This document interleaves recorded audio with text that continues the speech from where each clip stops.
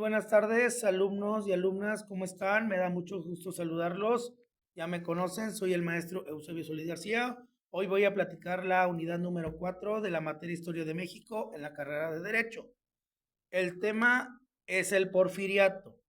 El porfiriato fue un periodo en la historia de México en el cual duró entre 1876 a 1911, en el cual cuyo participante principal fue el general Porfirio Díaz. El antecedente del porfiriato fue el plan de Tuxtepec, donde quita del poder a Sebastián Lerdo de Tejada, el cual sustituyó a Benito Juárez en el gobierno cuando este fallece, pero Porfirio Díaz quería quitar del poder a Benito Juárez con el plan de la Noria. En el porfiriato se dan muchos aspectos. En el aspecto social había mucha desigualdad porque le daban más privilegio a la clase alta y a la clase trabajadora, pues no le daban privilegios y de ahí surge la clase media.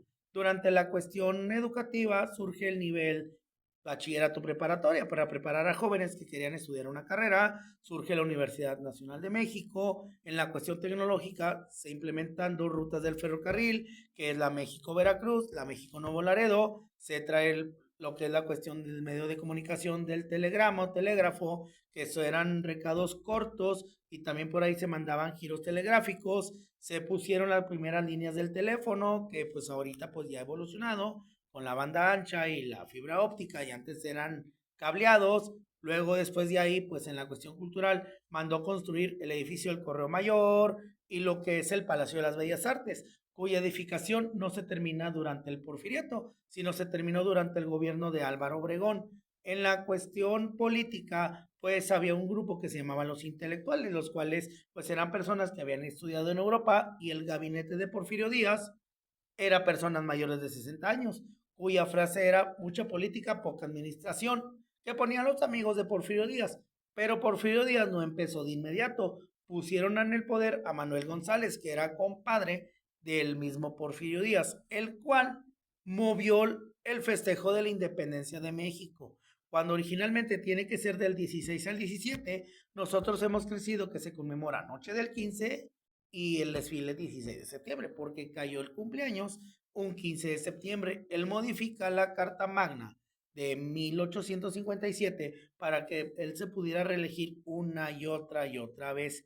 Y hubo movimientos sociales en Chihuahua, en Puebla, en Sonora, en Veracruz, que conocemos como la huelga de Canán en Sonora de la mina a cielo abierto, y de Río Blanco, Veracruz, de una fábrica textil, que querían mejores oportunidades de trabajo, jornadas más justas, y en los cuales chicos y chicas, para no hacerles tan tediosa la plática, déjenme les comento que esos movimientos, pues antes estaba censurada la libertad de expresión. No podían expresar en contra del gobierno de Porfirio Díaz porque los metían a la cárcel o los asesinaban.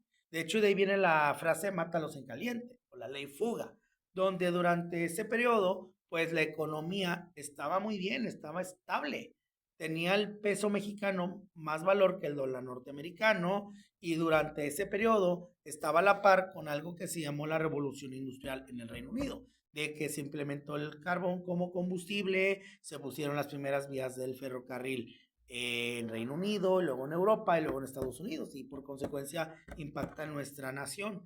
Después de eso, pues viene la decadencia, la caída del porfiriato, cuando Francisco I. Madero redacta el libro La sucesión presidencial de 1910, donde muestra la inconformidad hacia la dictadura. Luego después vienen los hermanos Cerdán, que se levantaron en armas en la ciudad de Puebla, murieron atrincherados en sus casas, y después de eso hubo muchos movimientos militares en contra del porfiriato, y hubo un periódico que se llamó Regeneración, el cual fue redactado por los hermanos Flores Magón, y la cuestión literaria surge la figura de la caricatura política, en la cual pues hacían burla, sátira sobre el gobierno de Porfirio Díaz. Cuando Porfirio Díaz le caía bien un dibujo, una caricatura política, pues lo aprobaba, y si no, pues se aplicaba la censura.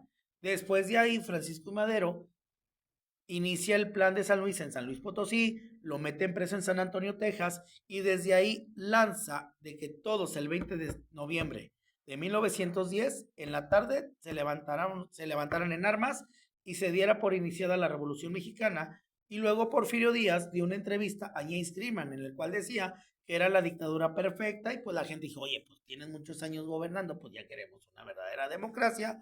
Y en 1911, con el Tratado de Ciudad Juárez que se firmó en la frontera de Chihuahua, expulsan a Porfirio Díaz por el puerto de Veracruz y los últimos 4 años de su existencia los vivió en París, Francia. Allá sus restos todavía se encuentran en el país europeo y no se los han traído. Allá se encuentran. Chicos y chicas, si no conocemos el porfiriato, no podemos conocer lo que es la Revolución Mexicana. Y por mi parte sería todo y que tenga una excelente tarde.